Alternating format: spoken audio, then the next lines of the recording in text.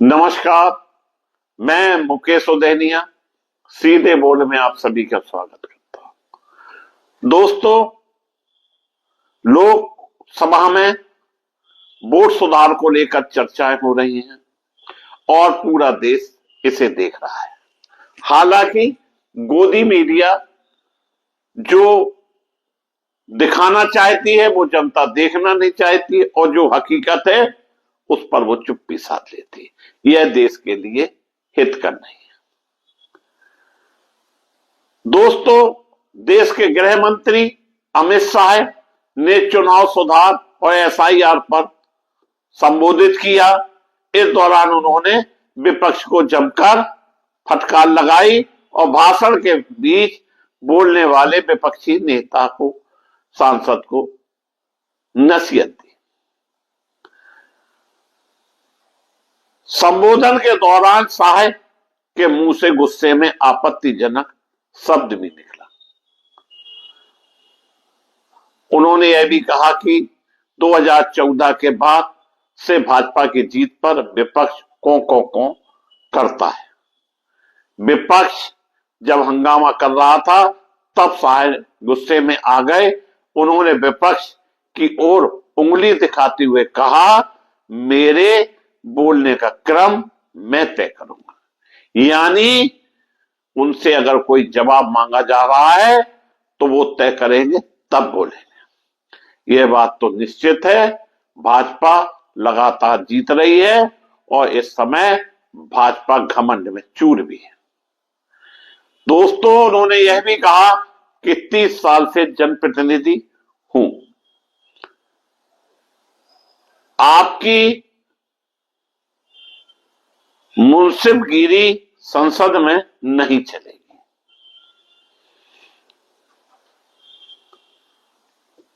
एक कहावत है, सुमरत को नहीं दोष को नहीं गुसाई। जो सामर्थ्यवान होता है उसे किसी तरह का दोष नहीं लगता है। आज चूंकि भाजपा केंद्र में मजबूत है और उसे जो करना जो बोलना उसमें वो टीका टिप्पणी पसंद नहीं करती। लेकिन यह तय है, समय कभी किसी का एक सा नहीं रहता। यह भी हमारे देश के गृह मंत्री, हमारे देश के प्रधानमंत्री को सोचना पड़ेगा। शाह जब भाषण दे रहे थे तब विपक्ष ने हंगामा किया। शाह ने स्पीकर की ओर देखकर चर्चा शुरू की। आपको पता है इस समय स्पीकर जी भी किस तरह से काम कर रहे हैं। इतने में विपक्ष के एक सांसद ने दोबारा टोका। इस पर शाह को गुस्सा आया। उन्होंने नसीहत देते हुए सांसद से कहा, जब दो बड़े लोग बात कर रहे हो तो बीच में नहीं टोकना चाहिए। शाह ने अपने भाषण के दौरान विपक्ष के चुनाव आयोग की कार्रवाई प्रणाली पर लगातार उठाए जा रहे सवाल पर जवाब दिया। उन्होंने कहा कि मैं भी बहुत सोचता हूं। यह चुनाव आयोग कहता है कि कुछ नहीं हो रहा है तो यह विपक्ष क्यों सवाल करता है। शाह ने असंसदीय शब्द का इस्तेमाल किया। विपक्ष ने इस पर जोरदार हंगामा किया। संसदीय मंत्री रिजिजू ने कहा, गलती से यह निकल गया, संसद सदन के पटल से हटेगा। सवाल यह उठता कि हमारे देश के गृह मंत्री ने जो शब्द बोला है वो ठीक नहीं था और सोशल मीडिया पर जमकर वायरल हो रहा है। शाह ने भाषण में कहा, देश में ईवीएम कांग्रेस ही लेकर आई थी। 2004 में मध्य प्रदेश, राजस्थान, दिल्ली की 16 विधानसभा सीटों पर ईवीएम से चुनाव ट्रायल किया गया। 2014 में भाजपा सरकार केंद्र में आई। इसके बाद से हम चुनाव जीत रहे हैं।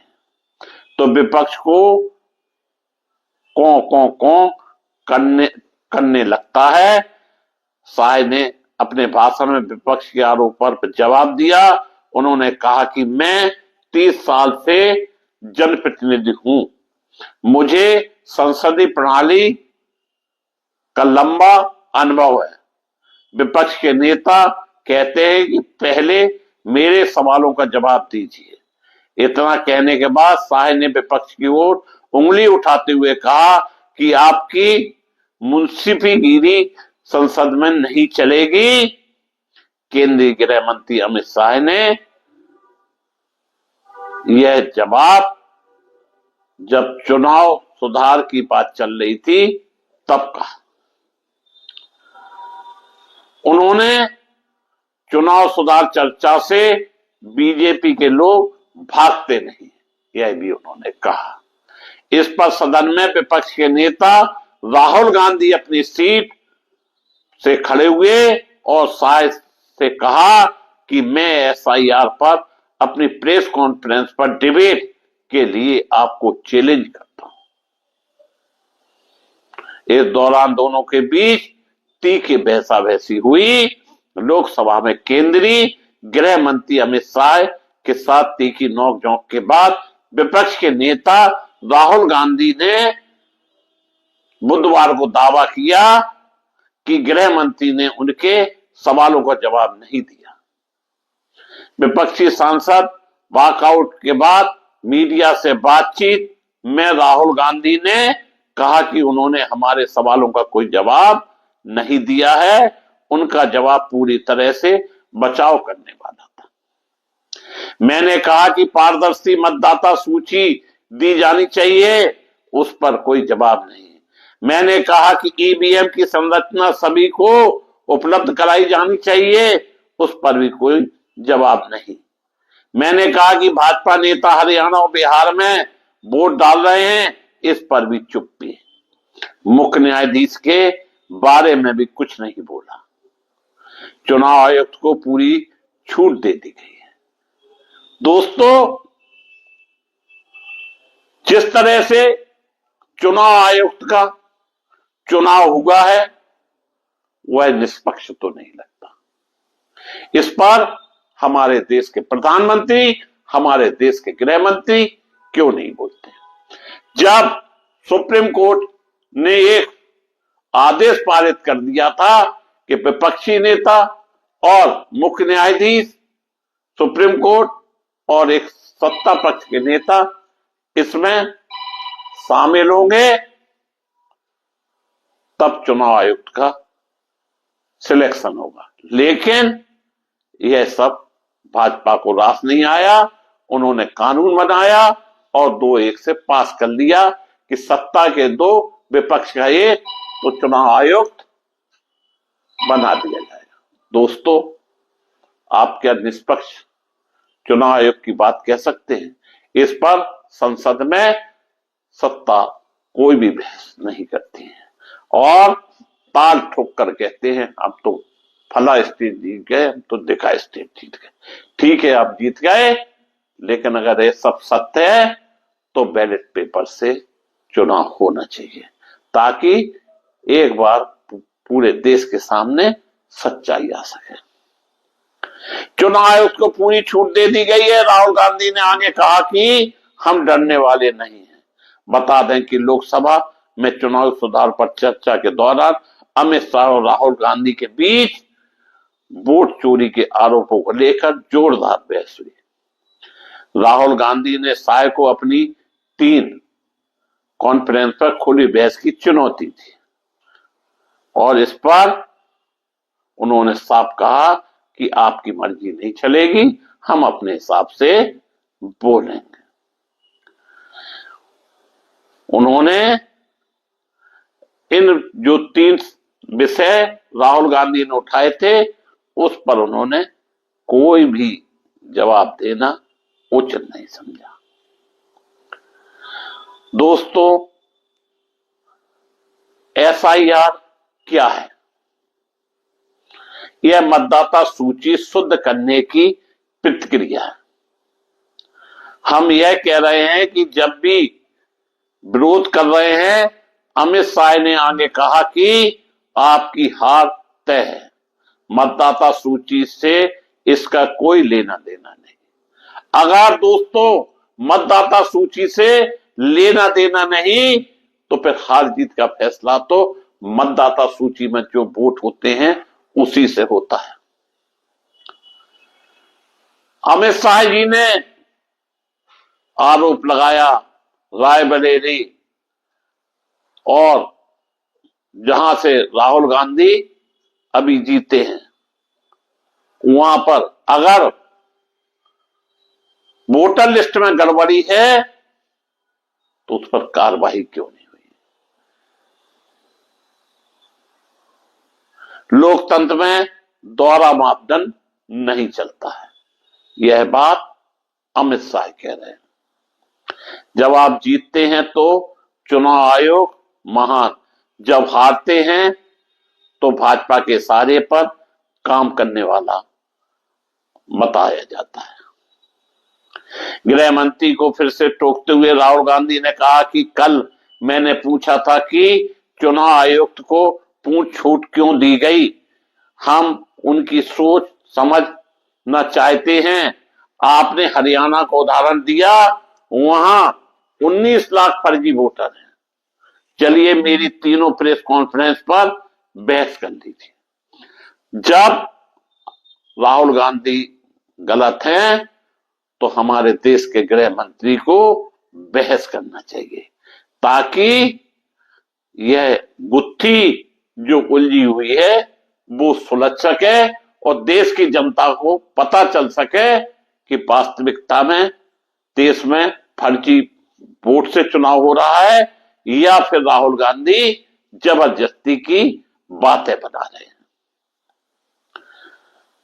इसीलिए तो वोट सुधार की बात रखी गई है, लेकिन इस पर किसी तरह की कोई भी डिबेट नहीं हो रही है। कभी डिबेट वंदे मातरम पे हो जाती है, कभी किसी अन्य मुद्दे पर हो जाती है, लेकिन जो चुनाव सुधार पर चर्चा होना चाहिए वह नहीं हो रही है। दोस्तों इतना ही नहीं, यह मामला यहीं तक नहीं रुका। वहीं उत्तर प्रदेश के पूर्व मुख्यमंत्री और समाजवादी पार्टी के मुखिया अखिलेश यादव, कांग्रेस नेता मनीष तिवारी,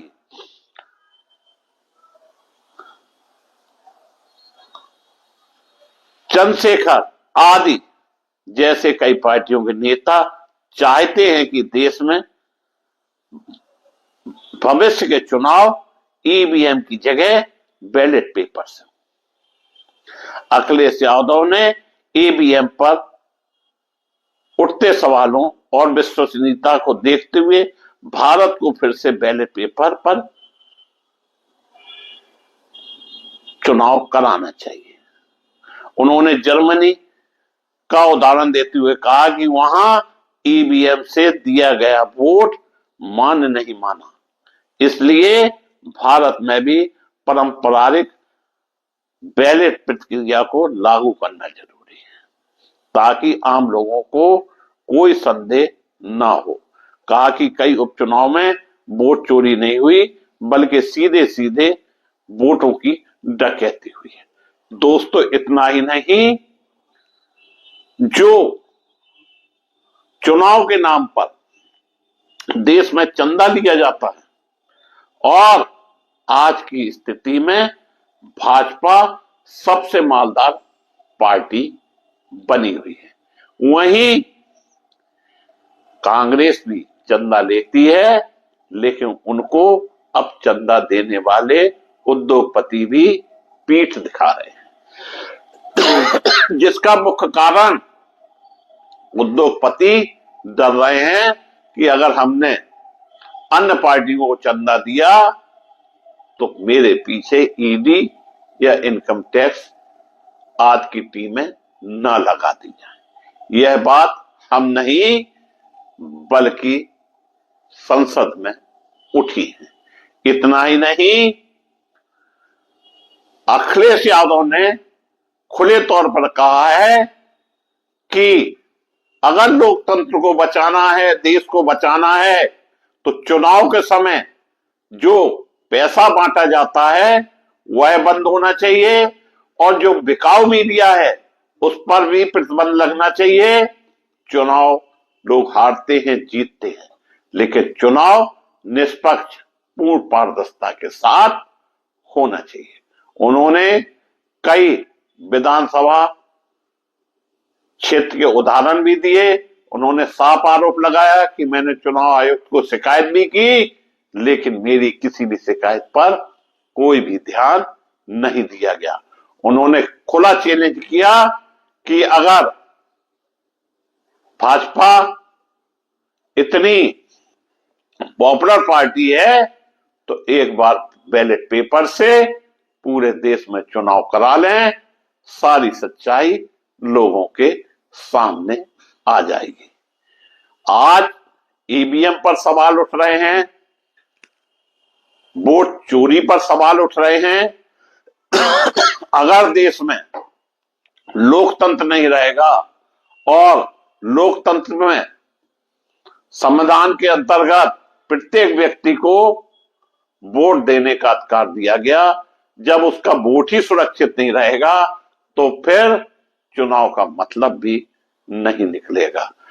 हम ये आशा करते हैं कि निश्चित रूप से जो संसद में बहस हो रही है चुनाव सुधार को लेकर, एक मजबूत लोकतंत्र व्यवस्था देश में बने, निष्पक्ष चुनाव हो, अगर यह बहस सार्थक होती है तो निश्चित रूप से देश में एक मजबूत लोकतंत्र बन सकता है। लेकिन यह सब हमारे देश की पार्टियों पर निर्भर करता है। देखना यह है कि चुनाव सुधार को लेकर यह चर्चा कितनी सार्थक होती है। मैं मुकेश उदैनिया पुनः आप सभी को धन्यवाद देता हुआ अपनी बात समाप्त करता हूं।